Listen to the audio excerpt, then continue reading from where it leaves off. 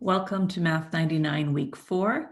Note that you have a couple of quizzes due this week, and you also have a test this week. Make sure that date for the test is on your calendar and that you are prepared to write it. We just want to finish up talking about functions. This is quiz 3D. Remember that this quiz is due this week, even though the lecture for that was included with the chapter 3 material. I'm asking us to evaluate functions here again, but this time instead of giving you an equation for f of x, we're looking at the graph of a function. How do we know that this is the graph of a function? Well, it passes the vertical line test. Any vertical line I draw through this graph intersects the graph only once. That means we're looking at the graph of a function. So in the first question, part A, I'm asking you to find the f of -2. This is x equals -2. Where does x equal -2? Right here. In fact, x equals -2 on this entire vertical line. Remember that we used f of x to represent y. So this question is asking, find y when x equals -2. Well, our y value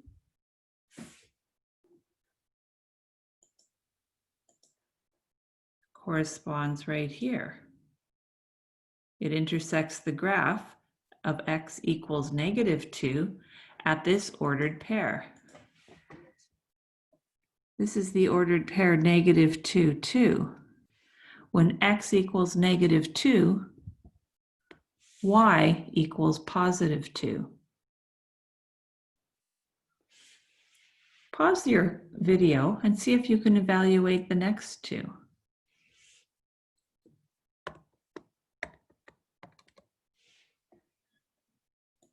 Next, we're asked to find the f of 0. Where does x equal 0? Well, this entire vertical line is x equals 0. Where does the graph intersect x equals 0? Well, it intersects right here, where we have the ordered pair 0, 3. Find y when x equals 0. When x equals 0, y is 3. Pause again if you need to finish.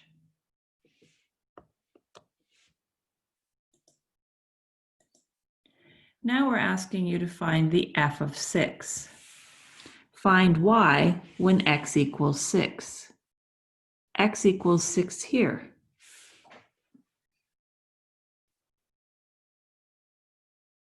What is our value for y? Oops.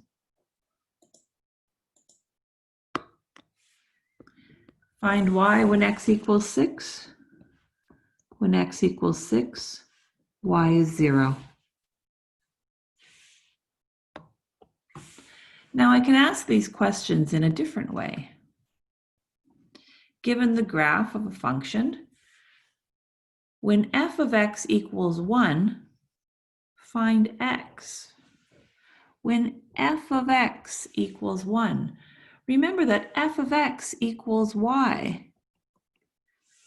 When y equals 1, find x. Well, where does y equal 1? Remember that y equals 1 is this line right here.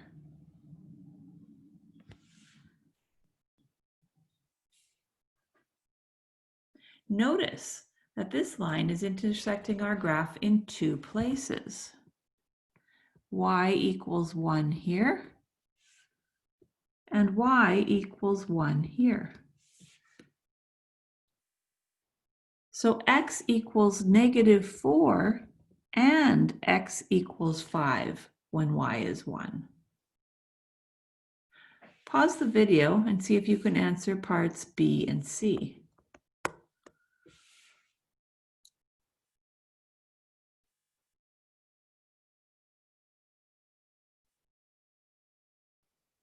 For part B, when f of x equals 0, find x. Well, where does y equal 0? Y equals 0 here.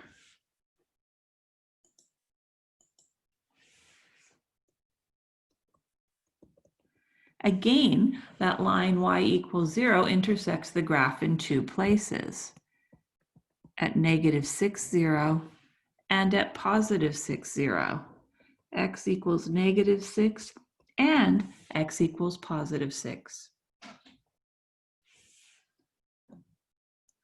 When f of x equals 4, what does x equal? Where does y, oops, why did I put a 0 there? Where does y equal 4? You can see that this time it only intersects the graph in one place.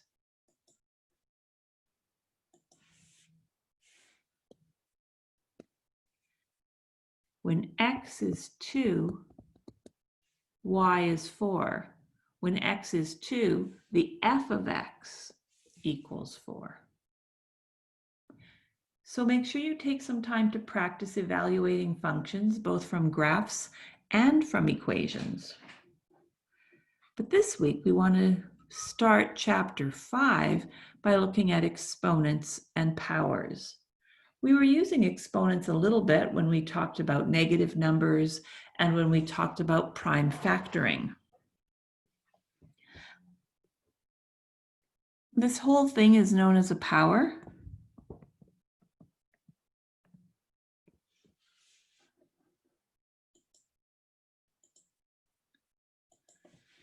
The 5 is our base.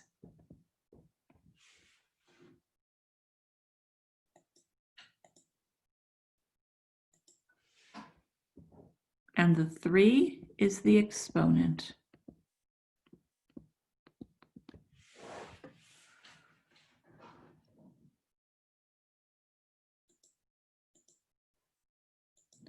When we write 5 to the power of 3, or 5 cubed, it means 5 times 5 times 5.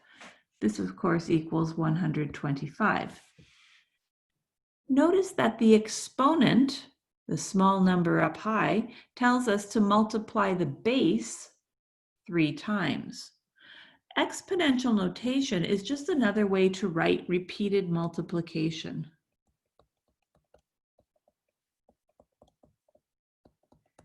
Instead of having to write 5 times 5 times 5, we can simply write 5 cubed, or 5 to the power of 3.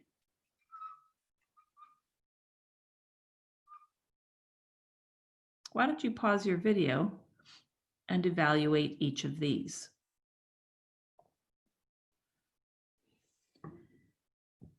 Two times 2 times 2 equals 8. 3 to the power of 1 simply equals 3. Every number we write, if we don't write an exponent, is raised to the power of 1. Here, we're multiplying our base 3 times. 3 times 3 times 3 is 27. And I hope you know when you're multiplying with decimals, you count how many decimal places there are and put that many decimal places into your product.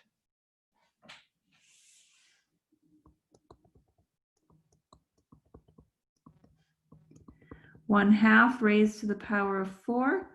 We're just multiplying 1/2 by itself 4 times. Numerators times numerator, denominators times denominators. The place where powers become tricky is when we start involving negative numbers and brackets. People make a lot of mistakes here. Can you evaluate the next 4 questions there?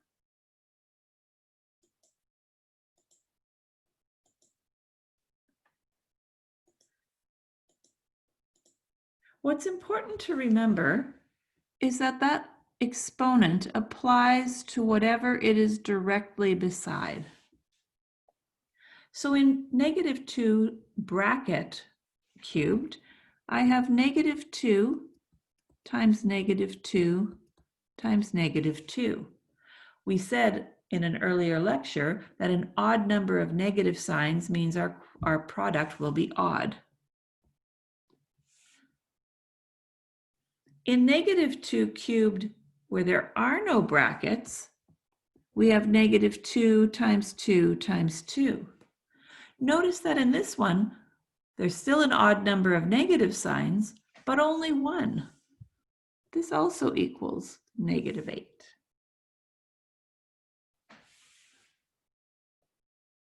The exponent applies to whatever it is directly beside. So in our first example, we have 4 negative signs, an even number. This equals +16. Here, we have an odd number of negative signs, and it equals -16. Did you get those right? And if you didn't, did you take your red pen and put a big star beside these, where we have even exponents, and pay careful attention to where there's a bracket and where there is not being a bracket? This is a common mistake people make. It's the kind of question we like to put on your final exam. So take a moment, pause your video, and evaluate the next bunch of questions here.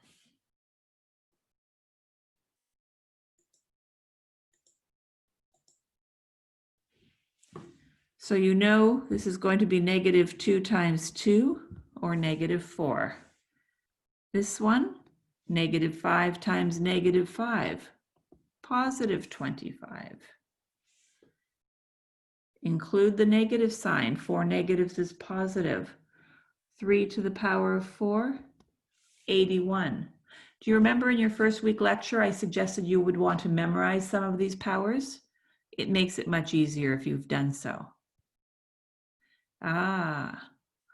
This one's tricky. Only the 2 is raised to the power of 4. The 3 to the power of 1. We have -16 over 3. Did you get that one? An even number of negative signs, our answer will be positive. 1 times 1 times 1, 6 times. 2 times 2 times 2 times 2 times 2 times 2, 6 times.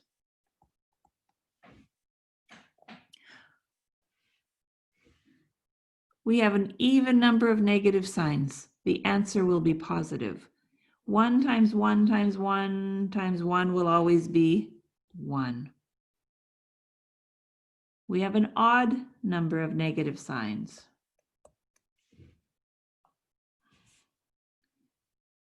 We have an odd number of negative signs.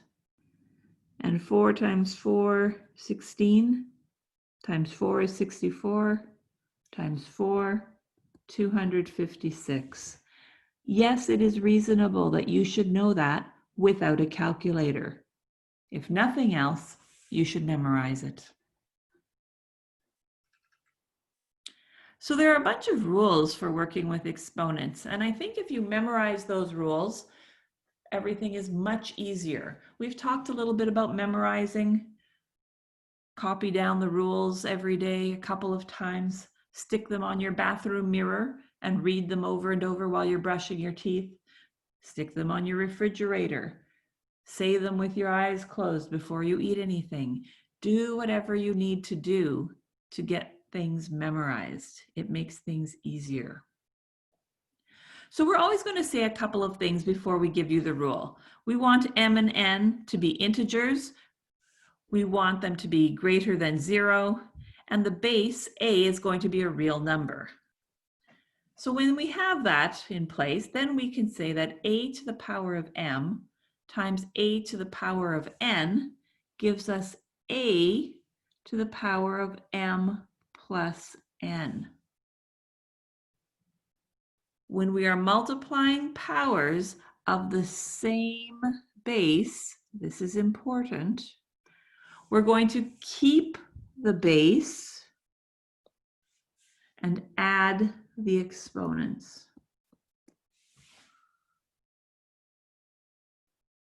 Let's look at these examples.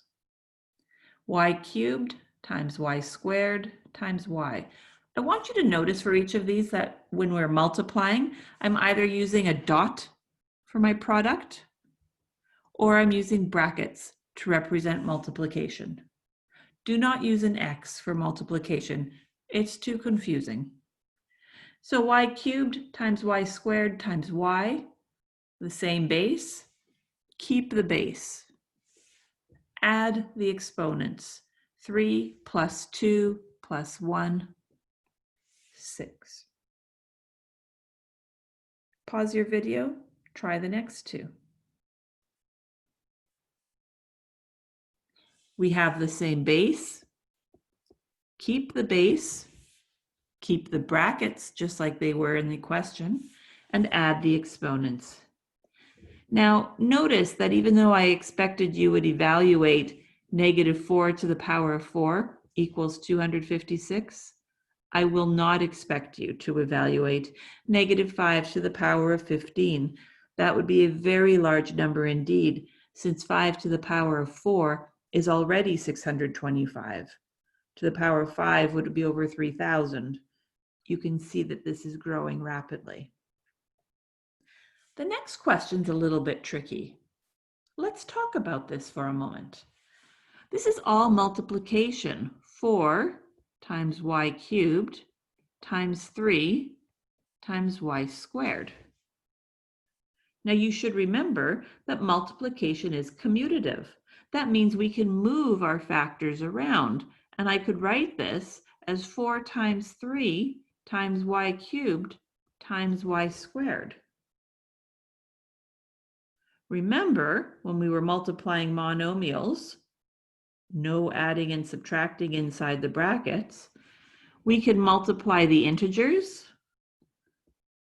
And now we can multiply the powers with the same base. Keep the base, add the exponents.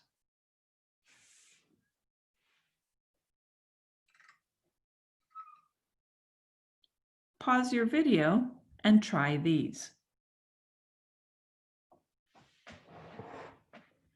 Again, because this is all multiplication, we could think of this with our factors with the same base beside each other. Keep the base, add the exponents, keep the base, add the exponents. Keep the base, add the exponents. I would expect you can evaluate this one. An even number of negative signs means my product is positive. 64.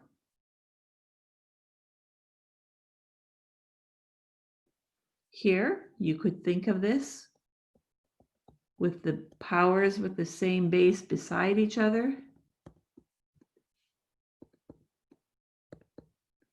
You don't have to write this out, but it can make it a little bit easier.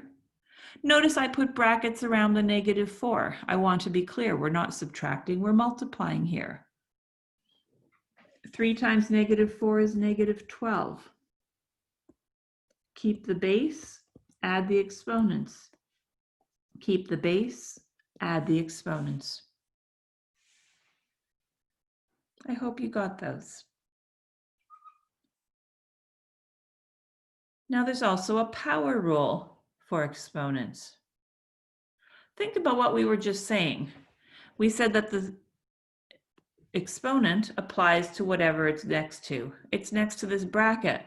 So we have x squared times x squared times x squared. And we just finished multiplying powers with the same base. Keep the base, add the exponents. Well, where did that 6 come from?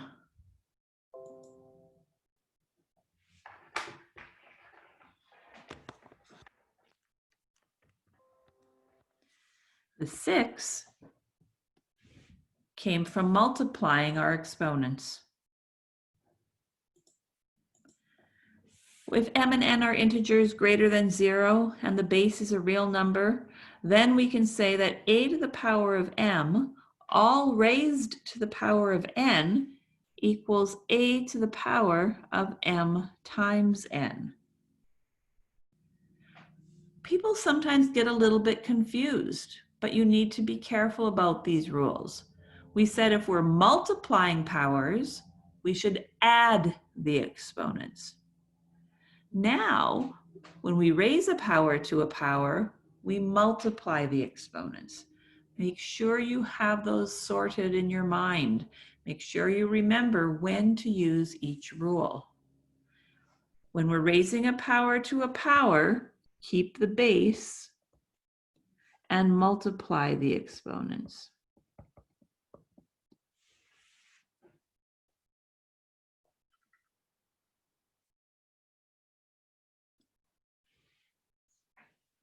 So 2 to the power of 3, all raised to the power of 2, that equals 2 to the power of 3 times 2. Have you memorized this one already? Yes. Pause your video, try the next two. Keep the base, multiply the exponents. Keep the base, notice that the base is in brackets, multiply the exponents. Could this also be correct?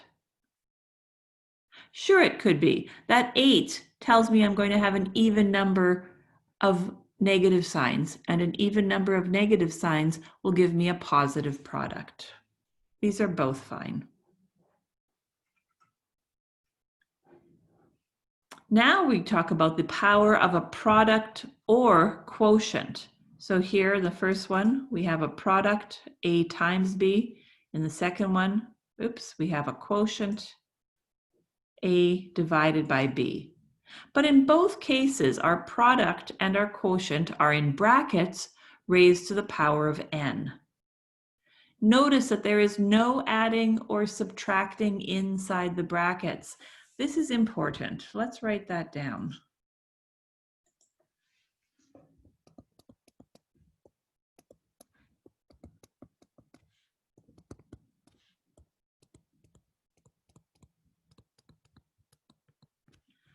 So we only use this rule when there is no adding or subtracting in the brackets.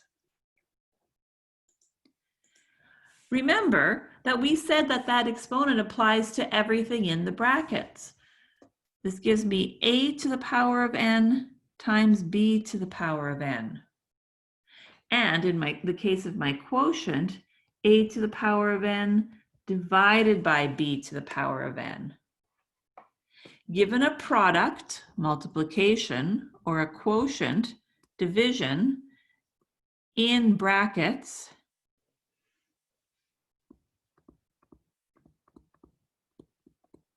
and raised to a power, all parts of the product or quotient are raised to the power.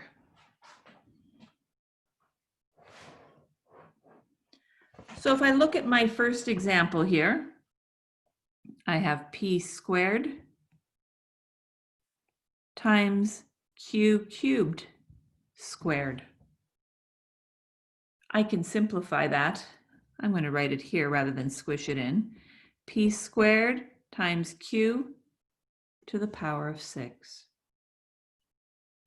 Pause your video and try the next two.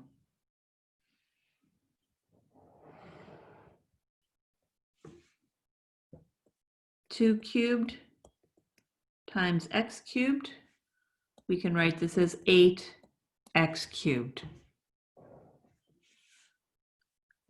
R to the power of 9 over s to the power of 9.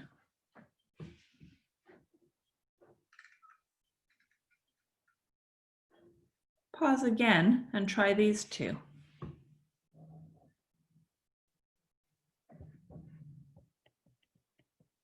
X squared to the power of 3,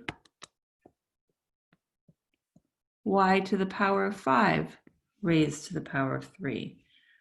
This gives us x to the power of 6 y to the power of 15. Lots going on in this one. -2 squared, x squared, z to the power of 5 squared, y to the power of 4 squared. Now you don't need to write that step out, but I want to be very clear that that -2 has to be in brackets. Be careful about that. This simplifies to 4x squared z to the power of 10 all over y to the power of 8.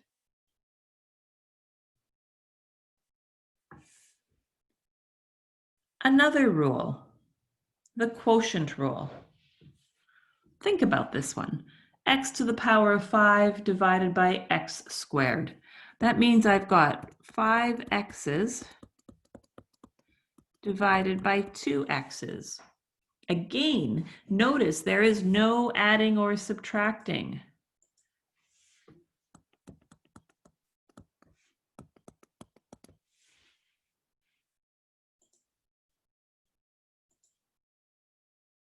Remember, because these are all factors, I can divide out common factors,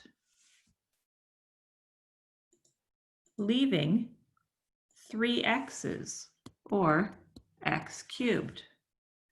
Where did the x cubed come from? Well, I started with a 5 and a 2. We subtracted the exponents. A to the power of m divided by a to the power of n equals a to the power of m minus n. When we are dividing powers with the same base, we keep the base and subtract the exponents.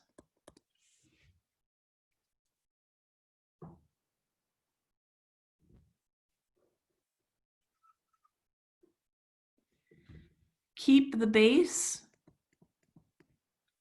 subtract the exponents. 6 minus 4 is 2. This equals 16. The next one, let's look at that. I'm going to add some color and see if we can make this clear. We have 9 over 27. We have a to the power of 5 over a.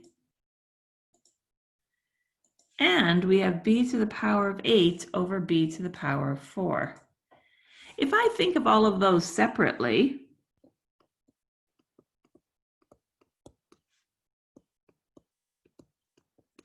maybe the question is a little bit easier to do. Well, 9 over 27, that's just a fraction I can simplify. Divide by 9 and divide by 9. So we have 1 over 3. Here, same base, keep the base and subtract the exponents. 5 minus 1 is 4. Keep the base and subtract the exponents. 8 minus 4 is 4. I don't need this 1 in front. Now, look here. If I write this out using our rule, keep the base and subtract the exponents, I get x to the power of 0. But if I write this out using repeated multiplication,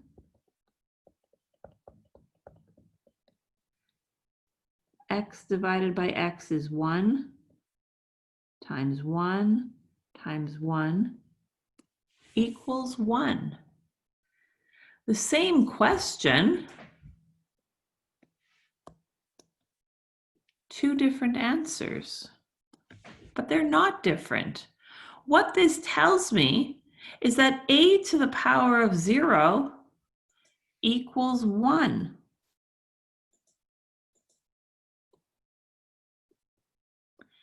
As long as A does not equal 0. We can't have a base of 0, but for any other base, raised to the power of 0 will equal 1. Can you simplify these? Pause your video, give it a try. In the first one, remember, we have that power of a product rule.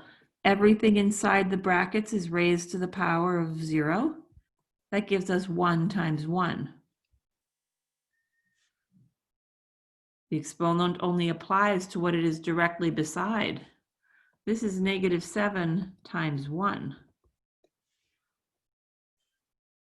And here, 1 plus 1 equals 2.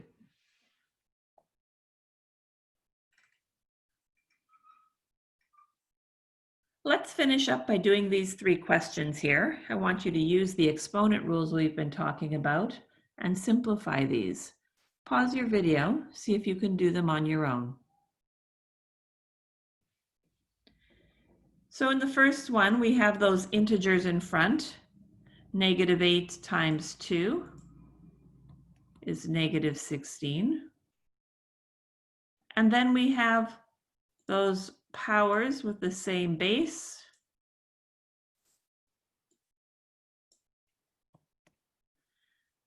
Remember that we're going to keep the base and add the exponents. In the next one, again, we have these integers in front. We know that we can simplify those. Divide by 3. And then we have those powers with the same base. Keep the base. Subtract the exponents. 5 minus 1 is 4. We don't need that 1 in front. The last one. We've been talking since week 1 about simplifying first. I said when you're multiplying fractions, you should simplify before you multiply. We talked about adding and subtracting polynomials and solving equations. Simplify both sides before you start moving things. Well, if you think about order of operations, it tells us to look inside the brackets first. And when I look inside the brackets here, I see that I can simplify. You should simplify first. Divide by 2, divide by 2.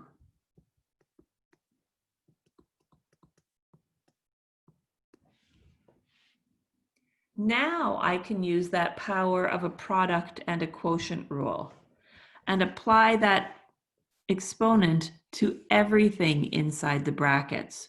We have 2 cubed, y to the power of 5 cubed, all over 3 cubed, times x to the power of 4 cubed.